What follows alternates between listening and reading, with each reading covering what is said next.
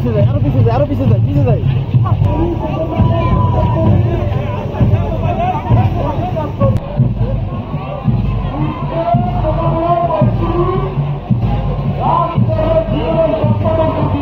এখানে যখন এরকম একটা স্থাপনা দূরে কোনো ধরনের দেখভাল ছাড়া, কোনো ধরনের কর্তৃপক্ষ ছাড়া যখন অরক্ষিত অবস্থায় থাকে, সেখানে দুষ্ট লোকেরা বাসা বাঁধে। কিছু কিছু দুর্যোগ মোকাবেলায় আমরা পৃথিবীর কাছে আদর্শ মডেল। আমরা চেষ্টা করছি আগাম সতর্কতাটা আমরা কত বেশি ডিসেমিনেট করতে পারি, কত দ্রুত জনগণের কাছে পৌঁছাতে পারি, যাতে জনগণ প্রয়োজনীয় প্রস্তুতি সম্পন্ন করতে পারে। এই দুর্যোগ প্রবণ অঞ্চল থেকে, দুর্যোগ প্রবণ এলাকা থেকে তারা যেন সরে আসতে পারে। যেমন মনে করেন যদি ঘূর্ণিঝড়ে কোনো টাইডাল বোর হয়, সেটা কত ফিট উচ্চতার হইতে পারে আমরা যেন একেবারে সুনির্দিষ্ট করে বলতে পারি।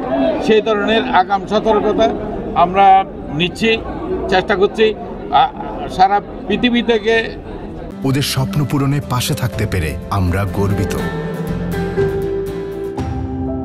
স্যাটেলাইট ব্যবস্থা থেকে যারা যারা এই সমস্ত ইনফরমেশনগুলা সারা পৃথিবীতে ছড়ায়, তাদের কাছ থেকে আমরা ইনফরমেশনগুলো এখন নেওয়ার জন্য তাদের সাথে আমাদের চুক্তি হয়েছে। আমরা এখন দ্রুত নিতে পারছি এবং দ্রুত আমরা জানাইতে পারবো। সেই কারণে আমরা মনে করেছিলাম যে এখানে আসার প্রধান কারণটা খুলনা থেকে এ পর্যন্ত প্রায় 60টা জেলার অতি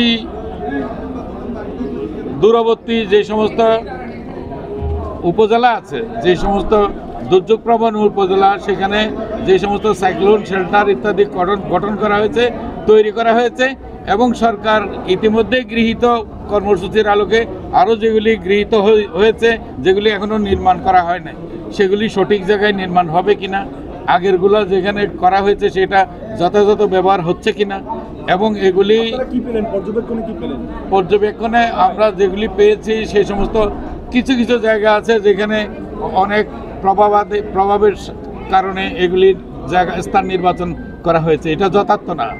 যেমন আমি ওইখানে বক্তব্যের সময় বলেছি যে পাশে একটা 4তলা স্কুল আছে, স্কুলের নিচেরটা আবার খালি, কারণ স্কুলটা তৈরি করা হয়েছে ঘূর্ণিঝড় আশ্রয় কেন্দ্রে যেন ঘূর্ণিঝড়ের সময় নিতে পারে।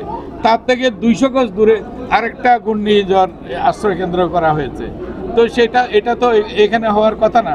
এটা আরও বেশি যদি দূরে হতো তাহলে আরও বেশি দুর্যোগপ্রবণ এলাকার মানুষ সেখানে আশ্রয় পেত। এরকম বেশ কিছু আমরা পেয়েছি, আর অনেক কিছু পেয়েছি যেগুলি বহু মানুষের ব্যবহার হওয়া উচিত। কারণটা হলো ঘূর্ণিঝড় তো হয় কালেভদ্রে, এবং সেখানে আশ্রয়টা হয় নিতেও আসে মানুষ 2-1 দিনের জন্য।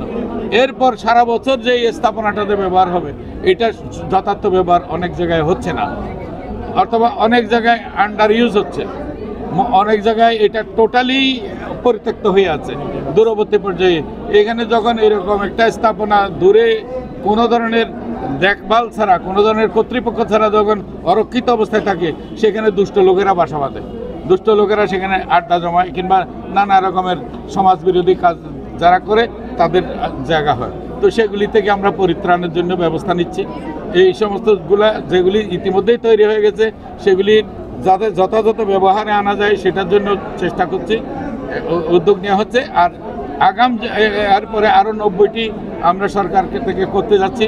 এই কয়েকদিন আগে বিগত একনেক সভায় এটা পাশ হয়েছে, সেগুলি যথাযথ জায়গায় হয়েছে কিনা, যেটা যে স্থানগুলো নির্ধারণ করা হয়েছে সেগুলি সঠিক জায়গায় নির্ধারণ করা হয়েছে কিনা সেটা আমরা দেখতে যাচ্ছি।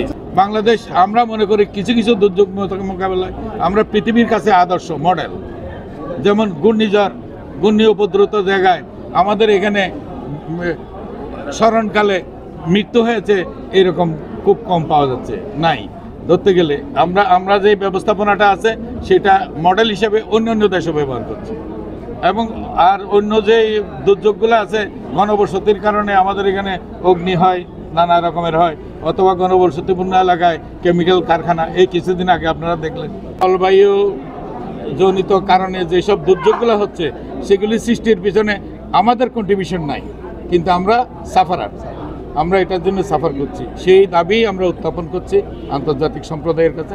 আশা করছি এবার আমরা হয়তো আমাদের দাবি পূরণ করব।